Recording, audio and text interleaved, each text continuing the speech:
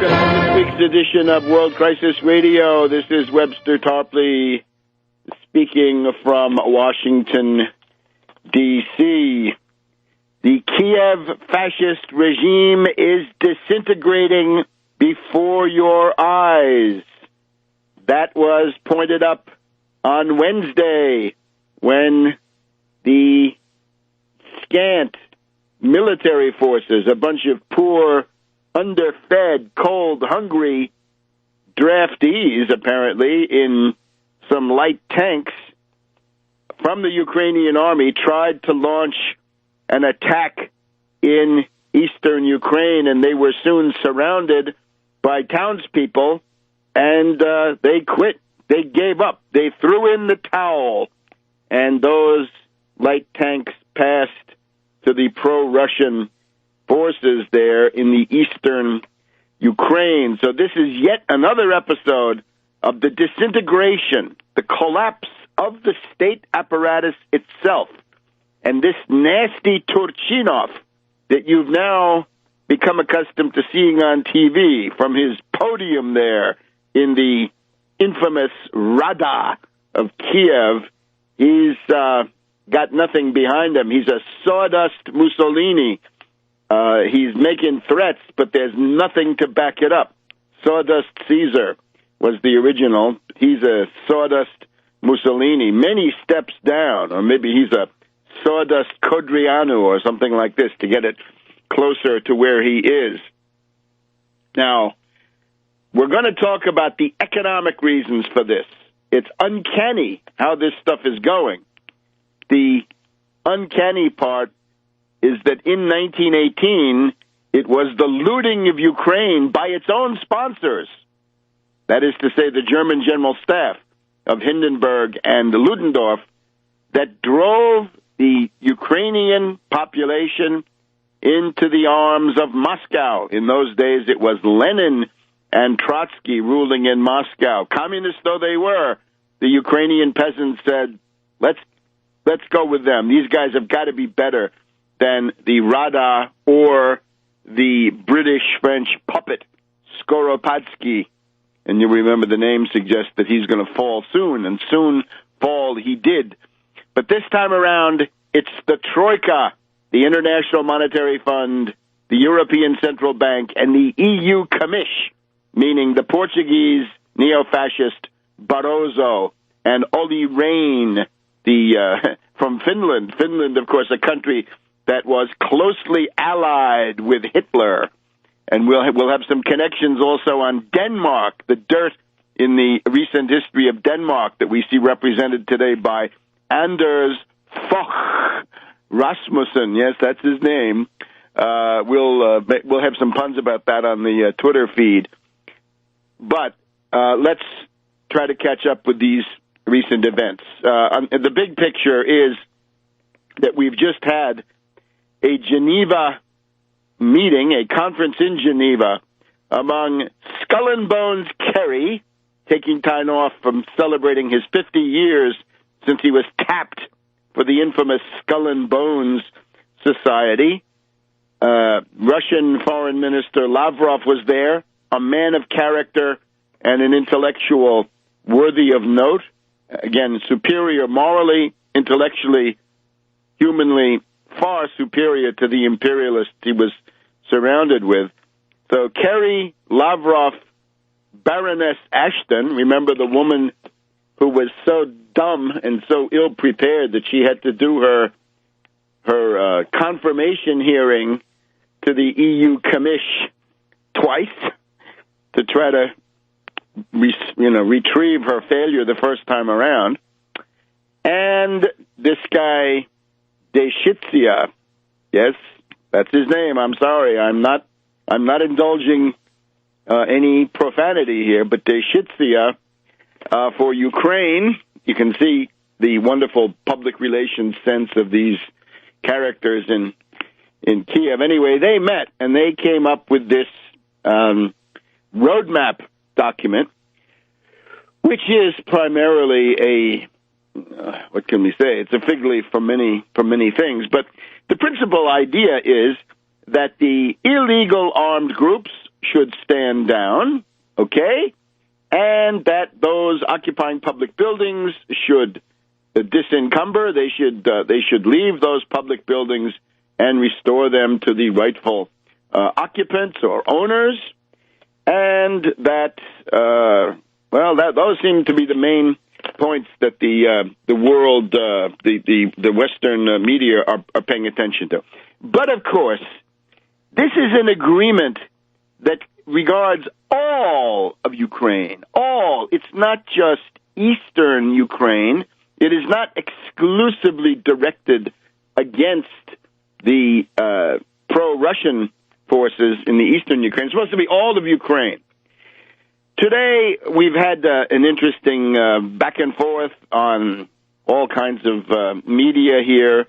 We can take even the Associated Press and the National Public Radio news reports in the morning saying, a setback has emerged because those mean and recalcitrant pro-Russian forces in eastern Ukraine, they're refusing to lay down their arms and to vacate the buildings they have seized. This is an outrage.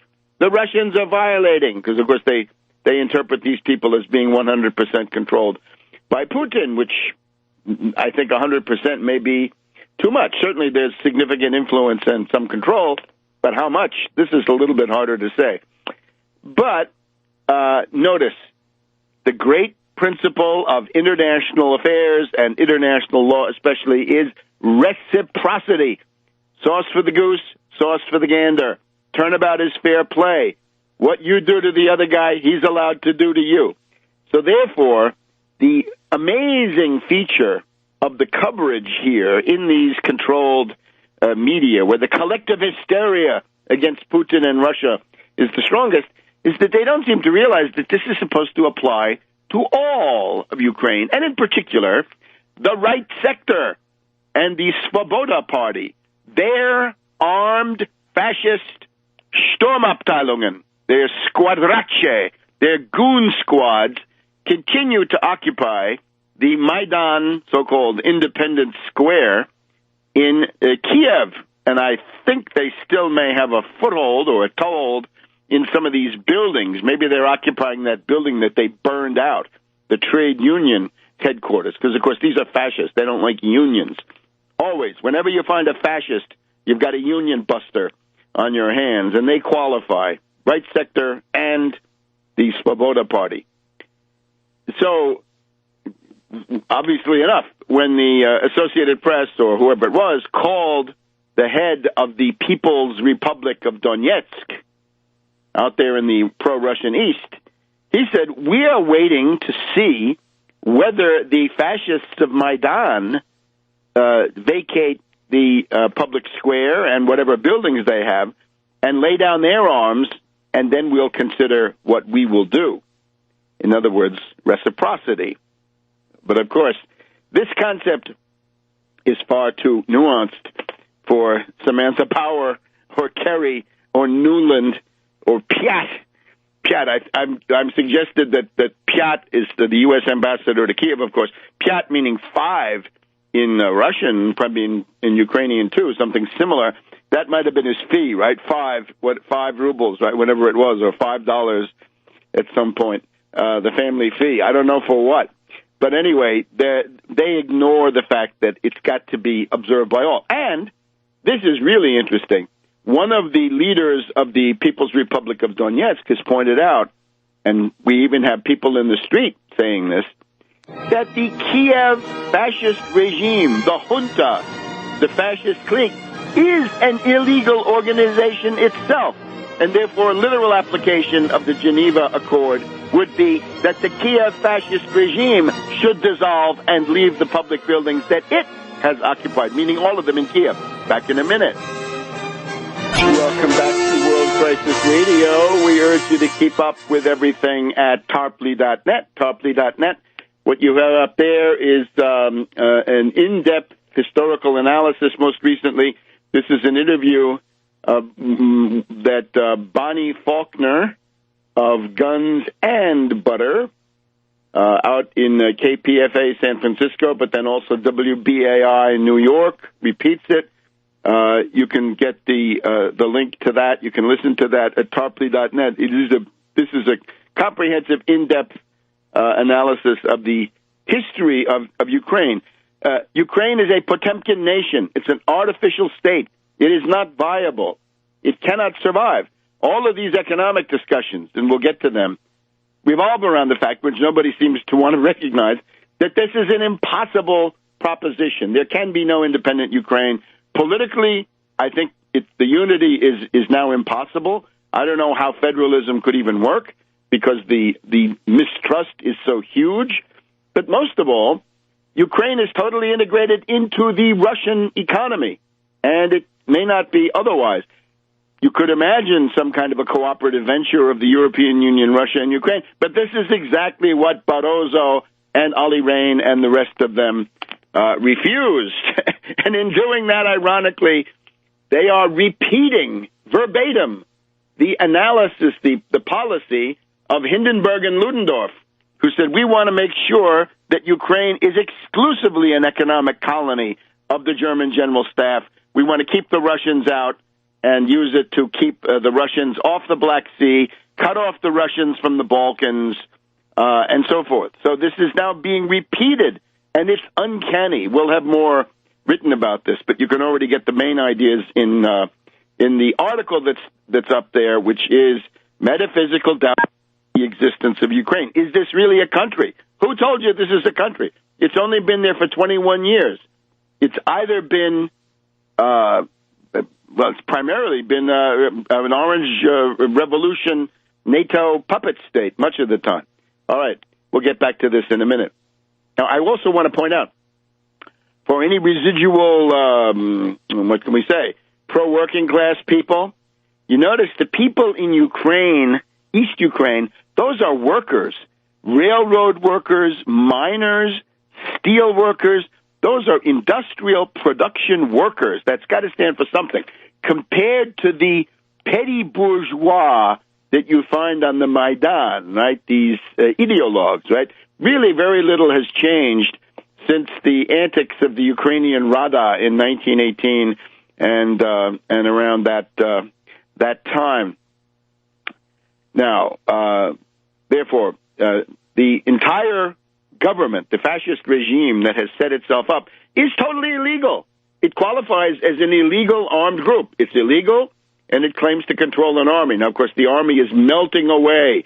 The army is disappearing like the snow on a sunny day, right? It's the Frosty the Snowman divisions that they seem to have. They're going to be evaporated soon. So I think there is very little prospect of anything coming out of this Geneva conference being seriously implemented. Now, as if to cover his ignominious retreat, Mad Dog Kerry of Skull and Bones, 50 years of Skull and Bones experience. I think he's probably on the board. I don't know. Maybe that's too hot politically, but Kerry comes up with this anti-Semitic letter. Oh, what degradation. Kerry says, because the prelude to this is that the agreement, the Geneva Agreement, says that anti-Semitism should not be tolerated and ethnic hatred and so forth, but especially anti-Semitism, not tolerated.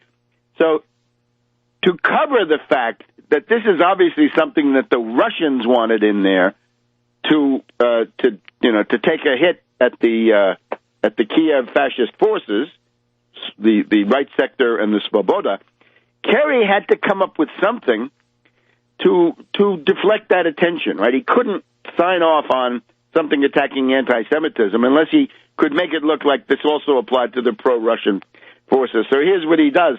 He comes up with this letter, and he's got a copy of it, and he says, look, this says, this was distributed in Donetsk, and it says that people of Jewish background have to register. And it also has some details. It says they have to register also because they support right sector. No, I'm sorry. There are no Jewish supporters of right sector, or very few, because right sector is the most neo-Nazi, neo-fascist, anti-Semitic bunch of gutter snipes and scum that you could imagine anywhere in the world. So Kerry comes out with this, Nuland sitting at his right hand, and Piat, the Fiverr ambassador, Piat also says, this is the real thing. What a blamage, what shameful behavior. Within 12 hours, we had an important Jewish watchdog organization here in the U.S. Saying, well, it's a fake. This is the National Conference Supporting Jews, and their spokesman, Leslie Weiss, says that Kerry's anti-Semitic leaflet is a fake. You get the link to this. Get it on Tarpley.net through my Twitter feed. Go to Webster Tarpley Twitter feed, Webster G. Tarpley Twitter feed, or just go directly to Tarpley.net, and you'll get the Twitter feed there in a box on the left. So, National Conference Supporting Jews says it's a fake. Haaretz, the sort of center-left Israeli newspaper, says it's a fake, widely seen as a fake.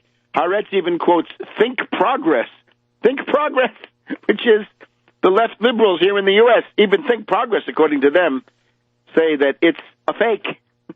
And even this morning now, the consensus on the Diane Rehm show on National Pentagon Radio, or NATO Pentagon Radio, they beat around the bush a little bit, but the consensus seemed to be that it's a fake. So it's a fake. Hurry, somebody please tell Kerry, Nuland, Piat, the State Department, tell Harf, tell Psaki, tell the rest of these clowns, it's a fake. What degradation for the Secretary of State to stoop to such idiotic, such degraded, such idiotic antics.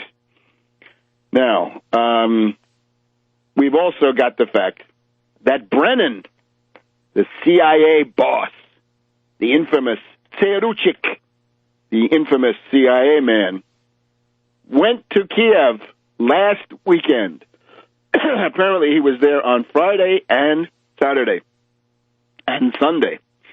And what did he do? Well, they said, he was doing intelligence coordination. Baloney. He was telling them, boys, you're disintegrating. You better roll your tanks. And roll the tanks they did, except then the tank crews defected. We'll get Brennan some more later when we come back here on World Crisis Radio. Welcome back to World Crisis Radio, and once again, take a look at Tarpley.net. One thing you'll find there is Obama the postmodern coup. The main thesis of Obama the postmodern coup is if you put Obama and the Democratic Party into control of the White House and the State Department, you will get a confrontation with Russia. And now you've got it. So, in terms of knowing what's going on, that book shows who knew and who knows what's going on. Obama the postmodern coup, the making of a Manchurian candidate. Now, it's also clear that Obama has been outdistanced in warmongering by others, but the structural fact is that the thing is unfolding exactly as I said. And Zbigniew Brzezinski has come out of the woodwork in his semi-retirement and is pushing various forms of anti-Russian activity. We'll remind you of the Brzezinski plan, which is discussed in Obama the Postmodern Coup, in just a minute. But now, Brennan, CIA boss Brennan, one of Obama's controllers, and remember, this is one of the guys who he wants to attack Syria. He's the warmonger. He's been denounced even by former CIA insiders. He was in Kiev, and he obviously told Turchinov and Yatsenyuk that it was time to move because their state apparatus and their military forces were dissolving. They were disintegrating before their eyes. And in order to stabilize their regime, they've got to get a conflict going.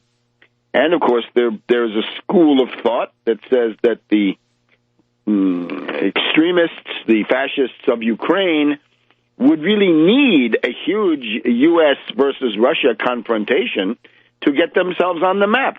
They've got to be indispensable, and the worse things get, the more indispensable they might think they could become. So that's Brennan. Obviously, Brennan should be fired. Hey, libertarian Republicans, impeach Brennan. Except they won't, because those libertarians are giving up the ghost.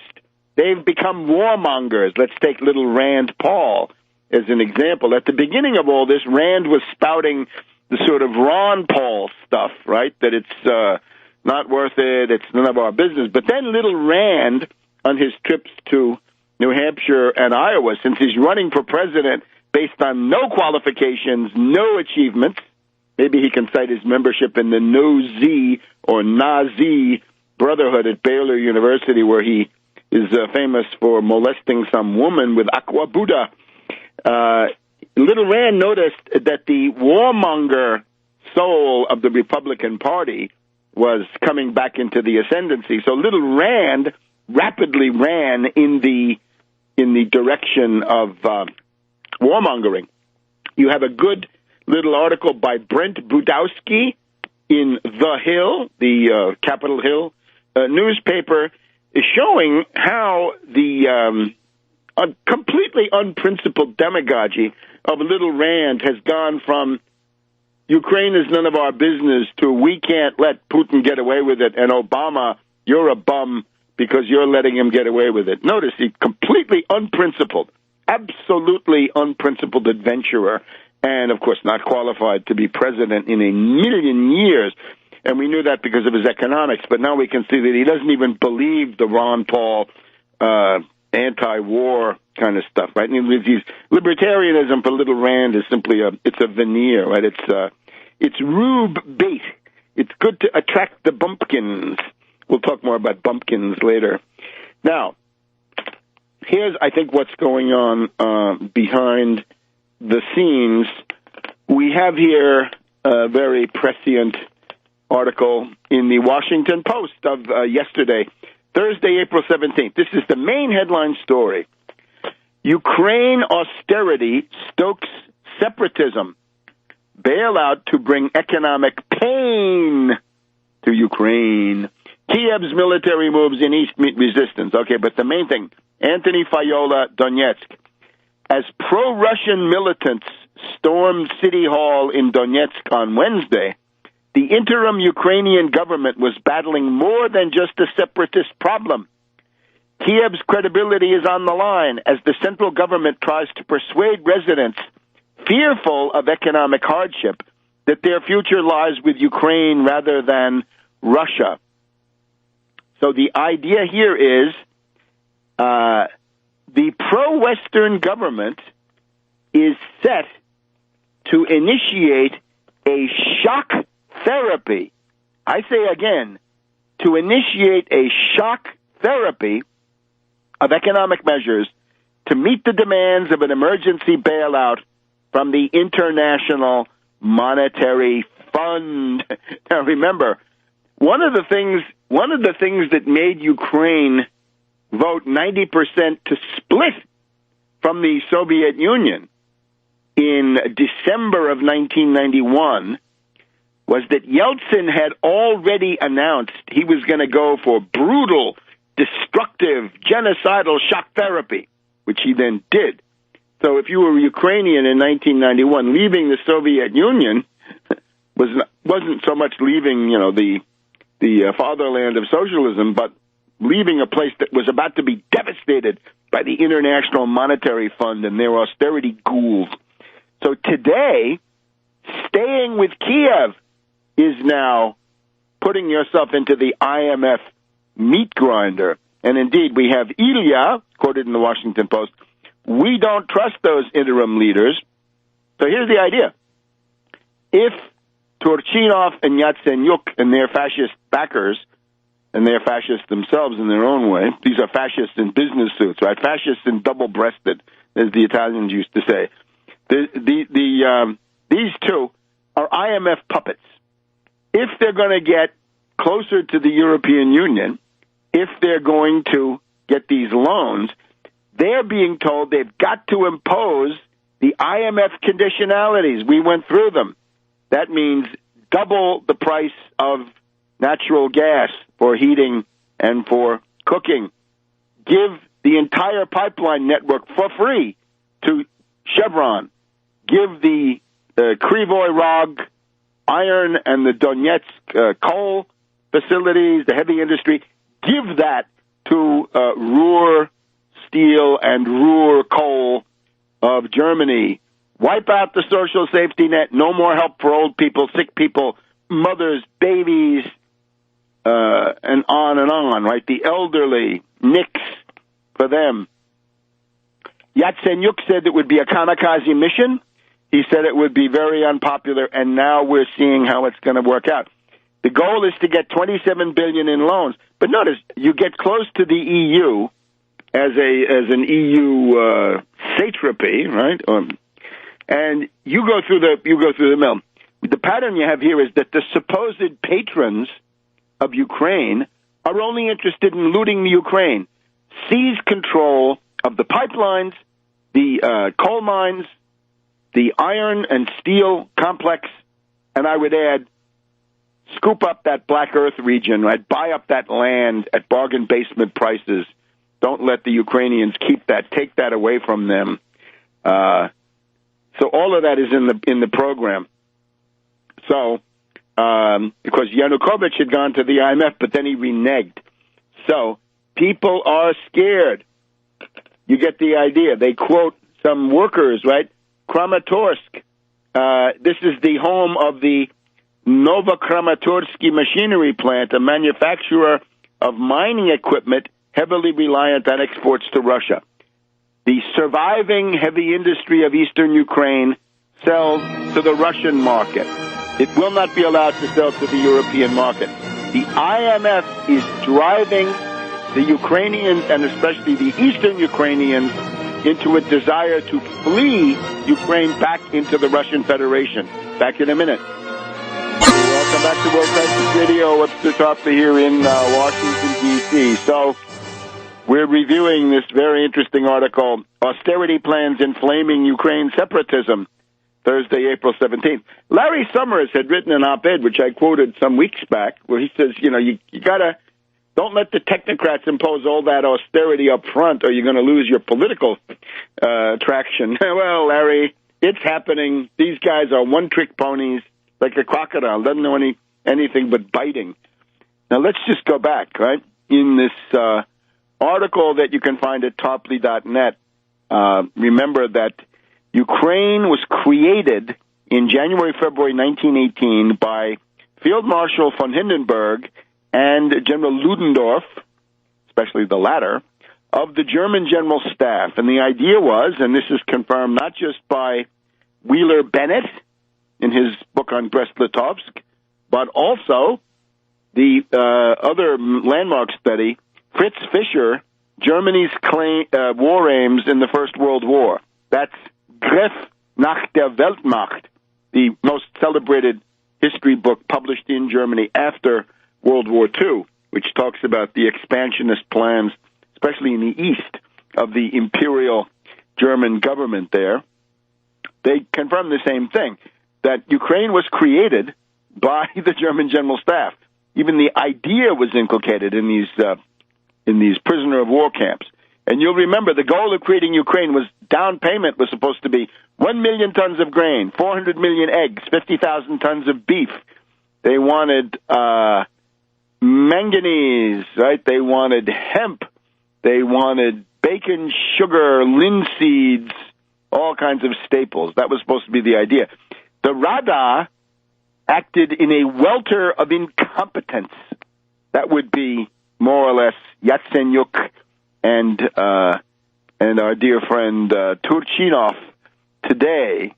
All right, so they couldn't deliver, and therefore the Germans broke up the Rada. They arrested them, they kicked them out, and they went back to a dictatorship by a general called Skoropadsky, which was based on big landowners, latifundists, people like Cloven Bundy, I suppose, in those days. So the big estates were reassembled, and then everybody was forced to plant to the hilt because the Germans and the Austrians wanted all that bread for the harvest of 1918. Remember also that Donetsk was not a part of Ukraine at this time. The Germans said, we want that coal. You're going to extend the border of Ukraine to include Donetsk. So the idea that Donetsk is a part of Ukraine, well, 100 years ago, it was in no sense a part of Ukraine, right? Not even from an administrative or other point of view. So remember now, the Wheeler-Bennett is probably the clearest on this. He says, in late 1918, a German official noted that the draconian grain requisitions of the German General Staff were, although they did not know it, driving the Ukraine back into the arms of Great Russia. And as I write here, this time it is the IMF conditionalities that are likely to impel many Ukrainians to see Moscow as preferable. The peasantry, which had turned against Bolshevism, now turned to it as protection against the looting, the exploitation, repressive domination by the Central Powers, the German General Staff. And of course, we're also told here, the thing again is that there is no support for the Rada. The Rada were puppets of the German occupation, dependent for their very existence on their masters, who were becoming rapidly tired of their growing tendency to assert themselves. This is like today, right? The only thing holding up Turchinov and Yatsenyuk is U.S., NATO, EU, and at the same time, these fascists are saying, oh, you betrayed us. You didn't go to war for us yet, when they won't lift a finger for themselves, right? The thing that we see again and again, the Ukrainians will not fight for this government, and why should they? They won't fight for the bases, army bases, naval bases, military headquarters, logistics. They just won't fight. They won't defend their borders. They will not do it. We saw it again this week. Give it up. It's just not viable. And on the economic front, we're told that Ukraine has no way of paying for its gas. That would be solved by reintegrating large parts of it into the Russian Federation. And we're also told that if they choose to go with the European Union, the cost will be immense because they'll have to also give up their markets in Russia. So the language of economic integration is speaking perhaps the most powerfully behind the scenes. Very little covered except in this exceptional Washington Post article. Remember, the original logic of the European Union was to promote economic integration and to prevent a lot of borders and tariff barriers from Luxembourg to Belgium to Germany to France, right? Within a 100-mile radius, it's impossible, right? You can't have that many borders, right? This is the Kleinstaaterei, right? Little states, not viable in the 20th or 21st century even. So that's what they're facing over there. Now, this I think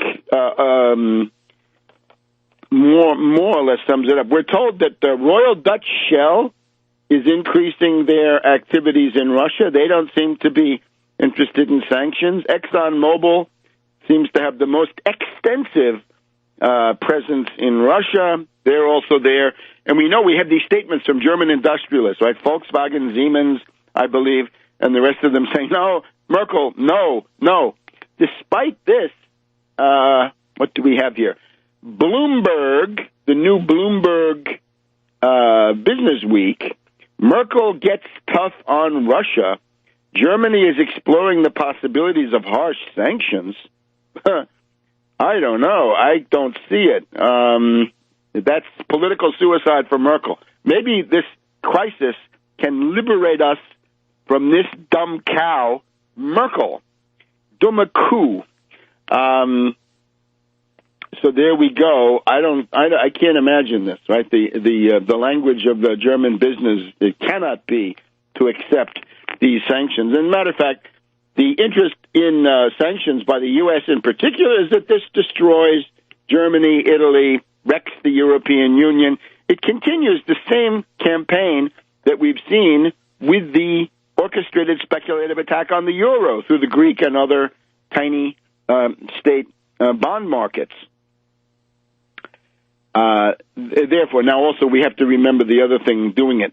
Royal Dutch Shell is in the process of doing Sakhalin 2, the world's biggest oil field development. That's way out in the Far East, right? That's right above Japan. Was Japan until the end of World War II. So this is all interesting. Now, what I would say, and we'll talk about this later, if the Western powers have the folly, the incalculable folly, to pursue these economic sanctions, they will themselves destroy the edifice of globalization, which in part I would welcome. In other words, if you kick Russia out of the International Monetary Fund, kick them out of the World Trade Organization and so forth, that would be good for the world. Because Russia by itself, it has the special quality, shared by a couple of others, I guess the U.S., maybe China, of being big enough and powerful enough and important enough so that it by itself can maybe not create an international system, world system, but it can at least help to break up one that exists. And that would be a highly interesting outcome. The busting up of globalism and globalization. How about that? That's, I think, what Putin makes possible, whether he is aiming at this or not. Back in a minute. Welcome back to World Crisis Radio. Webster Tarpley here in Washington, D.C. It is the 18th of April, Good Friday, which we hope to address in the remaining time. We cannot do justice to Putin's 4-hour direct line question and answer. We will try to bring you some of the highlights of that next time, but just a couple of things. Putin refers to Novorossiya or Novorossiysk, and this refers to the entire south of Ukraine, of the Ukraine, as it was founded in the 18th century by Catherine the Great and Potemkin, right? We talked about this, the driving back of the Ottoman Empire, the driving back of the Khanate of the Crimea, but also this area, the so-called Pontic Steppe, the flat land on the north of the Black Sea, the Pontus in Latin. So Pontic Steppe, that entire area is Novorossiya, and this would then link the Russian territory with Lugansk, Donetsk, I think Kharkov also, with Odessa, and then on to Transdnestria, right, the part of Moldova that has decided to remain with Russia, where there are 1,200 Russian troops.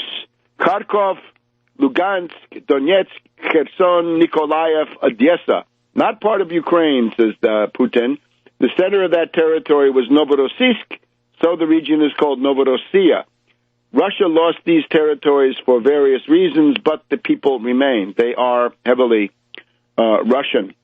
Fine. As you know, the line of this program is we don't need to follow every twist and turn of Russian public relations or propaganda. We want Russia to be strong. We want an effective balance and counterweight to the mad dog imperialists of Washington, New York, and London in the world, to contain them, to prevent them from acting out their worst impulses. That is what we need. We would like to see fascism nipped in the bud in Kiev. We don't want to have a new fascist era. We'd like to see fascism defeated. Putin does these things. And one of the themes, I think, would have to be, if you look at Putin's command of issues, detail, again, intellectually and morally, Putin is head and shoulders superior to anybody we see in the West. You remember my candidate for best head of state in the 1990s was Mahathir Mohamad of Malaysia. I think now it's clear that from the aughties into the teens here, it's Putin, the most intelligent, most capable head of state in the world. I'm not wanting to denigrate anybody else, but I think there it is. All right, so that is that side of it. Oh, I also want to comment on another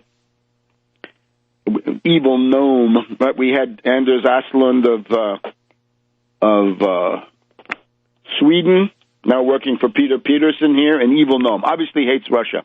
Another one, Strobe Talbot, who was Clinton's sort of Russia expert, also hates Russia, as we see now.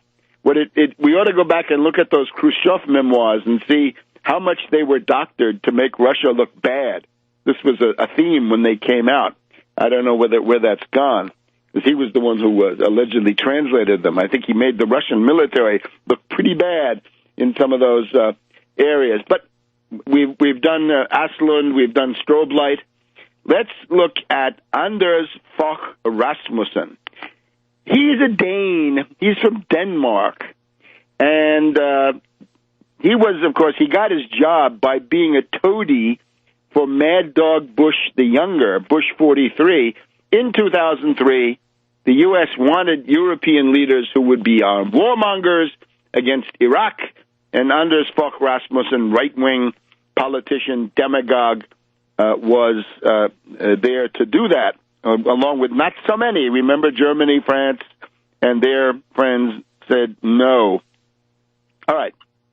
What's the tradition? Oh, I would say the tradition for Anders Fogh Rasmussen are people that you may not know. They are the political leaders of Denmark in 1940.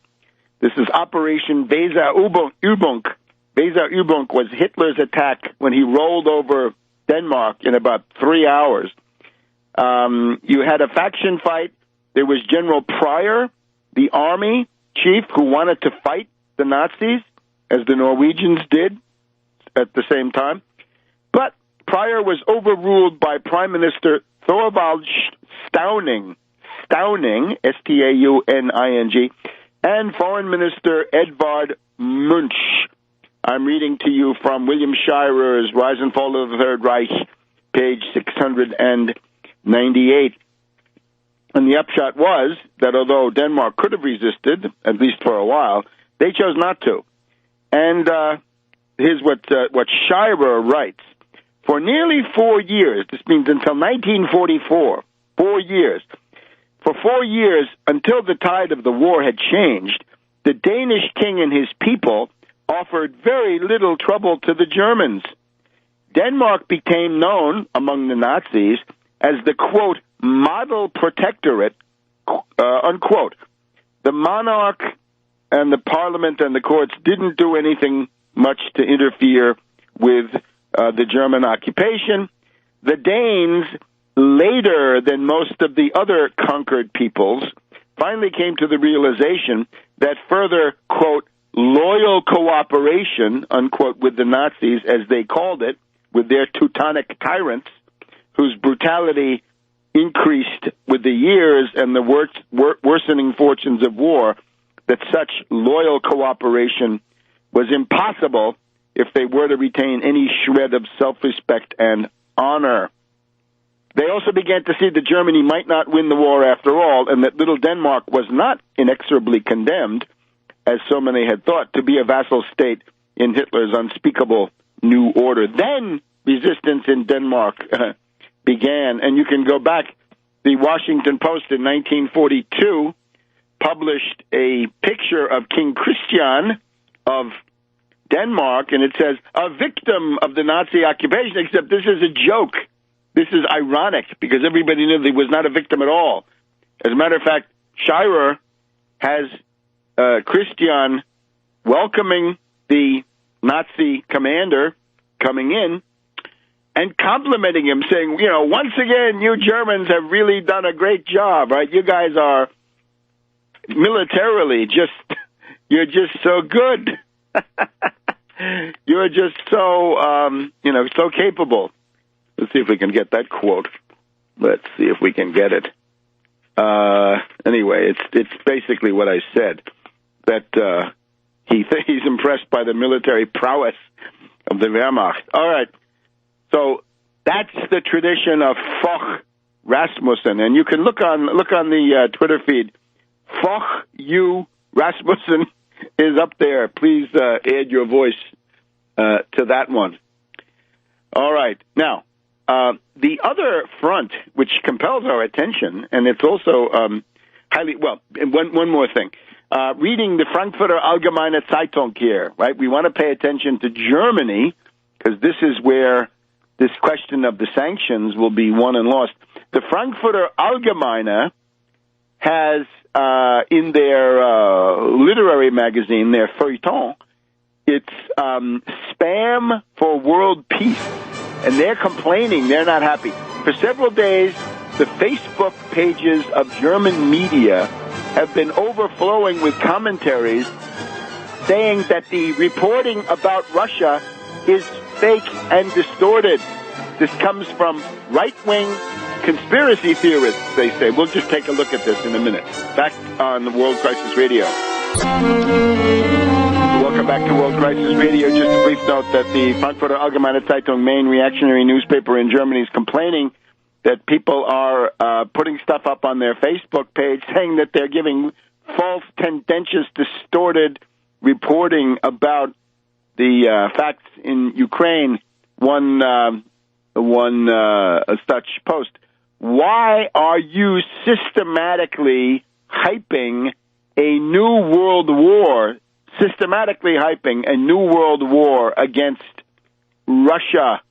And why don't you report that there were last Monday in 20 German cities anti-war and sort of pro-Russian demonstrations? How come you suppress that news? So the FATS freaks out about that. Right? This is in the literary magazine or the book review or whatever you want to call it. Feuilleton. So, Syria, this would have been the lead if it hadn't been for the greater crisis in Ukraine, right, which ultimately has the question of the new world war with nuclear weapons, as some have pointed out. It would have been the fact that Homs, the so-called birthplace of the Syrian, I would call it destabilization, right? The debut of the death squads, that in Homs is now in the process of being liberated. The death squads are being systematically driven out. Let's just summarize some of the stuff from the Washington Post of the April 17th. Syrian army raising pressure on rebel strongholds in Homs. Well, I think that understates it. Many fighters, meaning terrorists, but not all, look for a way out. Opposition forces cornered in city. This is a Stalingrad. This is another Stalingrad. Last year, not so different time of year, we had Qusair. Right? We had a whole bunch of terrorists who paid the price in Qusair. This time it's Homs. As the Syrian army steps up its assault on the last rebel-held areas of Homs, those holed up inside the city say that they fear that this place, once dubbed the capital of the revolution, is close to slipping completely from their grip. Opposition figures and activists say that those remaining are now fewer than 1,000 people, the vast majority of whom are fighters, meaning terrorists. Most of them are looking for an exit strategy. They're trying to escape the encirclement, right? They're trying to break out of the pocket. But without an exit strategy, they have no choice but to dig in, and a few hardcore have vowed to fight to the end. So it's symbolic, blah, blah, blah. And here's the idea. 300 have left in the past month, according to some sources. Others say that 1,000 terrorists have skedaddled in the last month. Virtually no civilians remain. The fighters turn themselves in at a school where they wait to be cleared, and hundreds remain in detention, the activist said. Now, it'd be interesting. Where do they send them, right? Do they send them back to Saudi Arabia and Qatar, who sent them in there?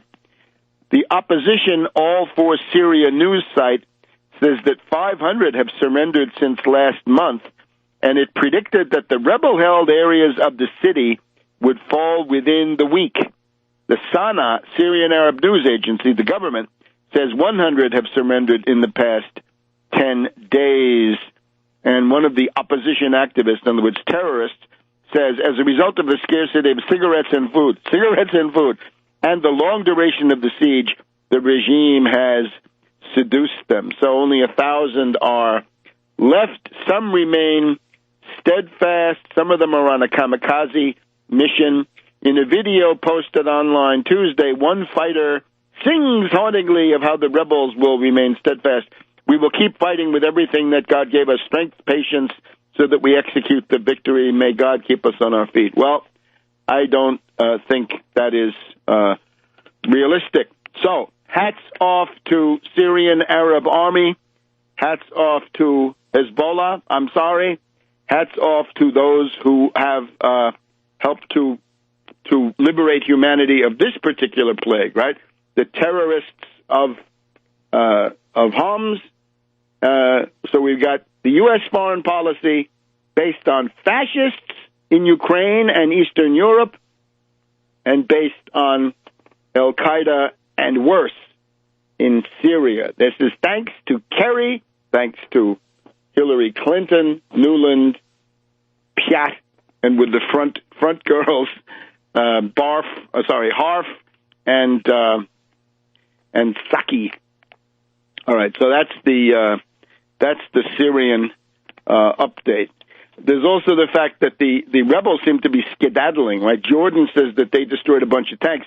We had the imperialist side losing Ukrainian tanks in eastern Ukraine this week, and also the Syrian terrorist side that are being destroyed by the Jordanians. And the Syrian government says those are not their tanks; those are rebels that are fleeing. Okay, now let's go on here. Let's look at some domestic economics. There is this question now of the Medicaid expansion. And the way that it works is, under the old Medicaid, there is an upper limit to how much money you can be earning or have. And then there's a gap between the old Medicaid and Obamacare. And that gap has continued thanks to the rats cabal in the Supreme Court. Roberts, Alito, Thomas, and Scalia, the rats, joined by Kennedy, who, when they admitted that Obamacare was legal and constitutional, also opened up this escape clause for fascist governors, people like Walker or Scott, others. Not even all the fascists took it, right? Kasich was smart enough, thinking he might get reelected, to try to. He went with the Medicaid expansion. The expansion means that the upper limit for being on Medicare is brought up to the lower limit of the Obamacare. And of course, the reason for this is that the private insurance companies that are the basis of Obamacare, and this is the principal objection to Obamacare, that they won't go that low, right? There's no money to be made on people that are that poor. The government should step in, which indicates to me that the government ought to do the whole thing, Medicare for all, or single payer, as some people call it. But here it is. Thanks to the rats cabal, here's what we have. There's a group of people whose income is too high for the old-fashioned, unexpanded Medicaid and too low for Obamacare. What happens to them? Well, we've just had the case of a Florida woman. This account could be interested to read. It is a very sad thing at this point. A woman in Florida died. She collapsed while she was trying to sell vacuum cleaners door to door because she couldn't get the Medicaid. Back in a minute.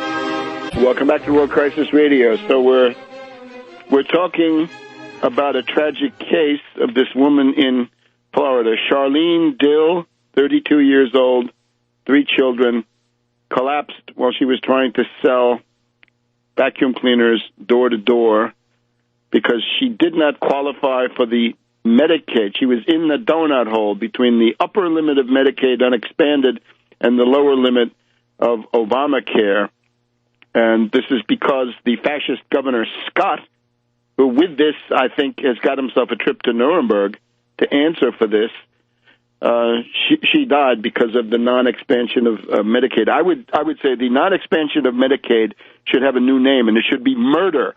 And this should be applied to the Republicans in Richmond, Virginia. We just had Governor McAuliffe, is saying that he went to Price Waterhouse.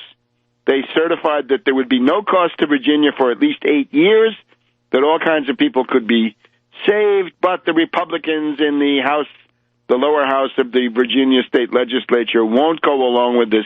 This is now going to become a set-piece battle.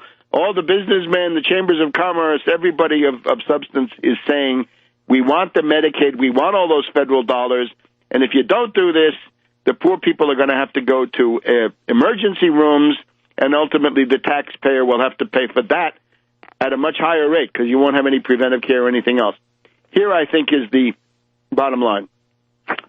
A group at Harvard, you'll recall, has put out a series of statistics about health care and the morbidity and mortality deriving from the lack of health insurance. So this Harvard group, in September 2009, pointed out that having 40 million people with no health insurance, and a lot of them are in Texas, I might point out, is causing 45,000 deaths per year. It's like saying 1,000 out of every million who don't have health care, it's 1,000th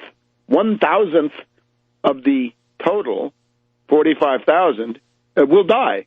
45,000 is the butcher's bill, the murder account of people who say we should not have universal health care in some form, right? Obamacare being a very imperfect, very flawed step in that direction. Now, the Harvard group says that the failure to expand Medicaid upward in terms of income so that it covers the gap between the old Medicaid and the lower limit of Obamacare, that's causing 17,000 deaths in that group of quite a few million people, Charlene Dill being an example. So, Scott, take note. Republicans, take note. This will not go unpunished. This will not go unnoted, whether in this world or the next. And, of course, the problem is, if you got this pre-existing condition, right, just again, you've got to be able to have everybody included, right? There cannot be this you can't get insurance if you have a pre-existing condition. That's like saying you're condemned to die. That cannot be. That is not civilization. That is barbarism. So therefore, what are you going to do? Put out a decree that the private insurance companies have to insure everybody, no matter how sick they are. The private insurance companies will say, well, of course, we can't do that because we're private and for-profit, or maybe not for-profit, but we can't do that because the losses will be too great. So if you're going to stay with private insurance companies, then you've got to have some kind of universal mandate. And if you're going to have this law that says anybody can get treated at the emergency room, whether you've got money or not, somehow that's got to get paid for. So in this imperfect situation, right, since there's not enough power to wipe out the private insurance companies, the only thing left is something that looks like Romney Care or Obamacare or whatever it is.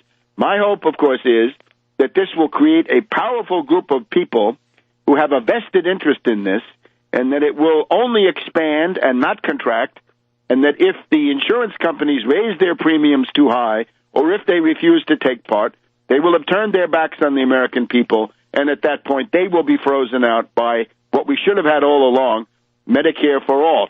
And when you hear those statistics that Obamacare is unpopular, remember that 10 or 15% of the people who don't like Obamacare, and that would be me, among others, 10 or 15% who don't like Obamacare, that is premised on we want Medicare for all. This would be a way to avoid it, because the one entity which could insure everybody from 1 minute to the next simply by transferring the information from the Social Security office to the Medicare office and making that Medicare for all, that would be Medicare. And that then could be done. $100 per person per month would, and of course, for free if you're destitute. So, the situation is therefore it. So with that, 8 million people now on Obamacare, I would say the reactionary Republicans have made a bad bet. Now, there are some places, of course, there used to be this saying in Germany that culture penetrates everywhere, but not to Pomerania. Political awareness penetrates everywhere, but I guess there are some places in the Deep South where it takes several generations. But still, I don't see the exclusive, obsessive focus on rollback Obamacare. I don't see how this is going to be a loser, provided, and this is a big proviso, that the Democrats fight. And, of course, Democrat and fight, this doesn't rhyme, hardly coexisting in the same sentence. So I think that's about the situation. Now, we got limited time left. We got to do a bunch of things. We got to talk about Cloven Bundy. Isn't it amazing how the libertarians were brought to the United States? Von Hayek was brought by David Rockefeller. Von Mises was brought by David Rockefeller. The Koch brothers and their father founded the Cato Institute. Ron Paul served as the right-wing man of the Mitt Romney campaign of Bain Capital and Wall Street. So now we've got Cloven Bundy. He's a rich rancher. He's got a helicopter. He's a multimillionaire, and he's a Mormon. And the word is, from my Mormon sources, that he's not just LDS, he's FLDS, Fundamentalist Latter-day Saints. The last leader of that religious establishment or church that you've heard of, temple, I guess, is, of course, the infamous Warren Jeffs. Warren Jeffs now serving life plus 20 years for molesting, raping 12-year-old girls. And that is the question with old Cloven Bundy. I say Cloven Bundy advisedly because, of course, the cloven is generally the sign of the Dark One, right? The Prince of Lies. Cloven Bundy may be filling that role for some, for sociological reasons. So he claimed, this is obviously a Mormon claim, right? Take a look at my book. Just Too Weird. Romney and the Mormon takeover of America with polygamy and the other factors, but mainly polygamy right now. Take a look at it. Just Too Weird. You can buy it through Tarpley.net. The Mormon position always is the United States is not legitimate because the United States is not the kingdom of God. And this was the case, the Mountain Meadows Massacre, right? When the Arkansas travelers, the Fancher party came through, the Mormons said, you can't take the grass, you can't take the stocks by the side of the road because those have been given by God to the Mormons. So that's essentially what Cloven Bundy is arguing. We'll get back to him in just a minute. Welcome back to World Crisis Radio. Got to cram a lot into the last segment. So Cloven Bundy is fundamentalist Latter-day Saints, and there's no point in doing that unless you believe in polygamy. And we know from practice that polygamy then extends the range down to the area of the 12-year-old Lolita, and that seems to be a structural feature. So that would be the question we would have to ask about Bundy. How many girls do you have there in your establishment? Now, of course, you can't get too many people to come out with weapons and risk their lives for polygamy involving 12-year-old girls, as Warren Jeffs found out. You can get some, though, but much easier is to be, I'm anti-government, and I believe that the United States government is illegitimate, and I'm not a citizen of the United States. Be interesting if they taxed him at the rate for foreigners. I think it turns out to be higher because you don't get the exemptions and the standard deduction, right, whether he would consider himself ill-used. But in particular, we cannot have government by armed gang. That simply does not work. The same people who came out for the Browns, right, the millionaires in New Hampshire, because they thought that they should be exempt from taxes because they were sovereign individuals, they're now coming out for Cloven Bundy and his crackpot theory. And it's interesting the way that the spell check seems to turn Cliven into Cloven. Maybe there's a prophetic element in that. This is simply untenable. There's not a government of laws, right, when Cloven can get an armed gang to intimidate federal officers. Now, you haven't heard the end of this. I don't care about what use might be made of this land. It's public land. I'm not interested. But I am interested in the precedent of government by armed gang, because that government by armed gang in the service of big landowners is called fascism. That's what the Nazi party looked like east of the Elbe, the East Elbian Junkers, the big landowners, right? Von Hindenburg was notably one of them. This is not conservative. It's radical. Now, even you look at Glenn Beck, the Mormon, right? I think he's afraid because if this goes too far, what has been covered up so far, that is Cloven is a Mormon, that's going to be exposed. And then Glenn Beck is telling people, back off, don't make this guy the hero. The people that have embraced him, Hucksterby, right? The former governor of Arkansas, Hucksterby, and little Rand Paul, have gotten close to endorsing Cloven Bundy. I would say they are doomed. They are doomed. And anybody who thinks that a revolution comes about when a bunch of useful idiots and dupes go out and risk their lives for a latifundist, for a neo-feudal character, well, that's not the American Revolution. All right, now we have, unfortunately, the obituaries here for Mike Rupert and John Judge. Rupert always said he came from a CIA family. He played as a child in the inner courtyard of the Pentagon. He did give lectures about 9/11 in 2001, 2002. These had some significance, but this was never the main issue for him. He was always more interested in peak oil. Therefore, he was more interested in Malthusianism, Darwinism, including social Darwinism, and ultimately Rousseau. If you see him with the Indians wearing feathers and so forth, he's looking for the noble savage. He wants to become the noble savage. Very early on, Rupert included a theme which he called ethical population reduction. And I'm afraid I have to condemn that without any reservations. That is code word for genocide, and as time went on, the apocalypse, the collapse, the end of the world, all of these elements became greater and greater. Essentially, he chose the path of philosophical despair. He seems to have chosen the idea that the material universe is evil, and then drew the final consequences by killing himself, if that's what happened. So a tragic story, but it seems to me the lesson of it is don't embrace Malthusianism, social Darwinism, and Rousseau. You get into a block universe, you get into a situation where the human condition is truly tragic and hopeless. A couple of specifics. He was always extremely militant that Gary Webb had committed suicide, and anybody who didn't agree with that was trailer park trash on the Internet. I would say that doesn't follow. Where's the proof? I would say the question of Gary Webb is still very much an open one, whether the CIA was involved in that, as they might have been involved in the killing of Hastings more recently. The other problem with Rupert is you cannot write about 9/11 by putting yourself in the center of it, right?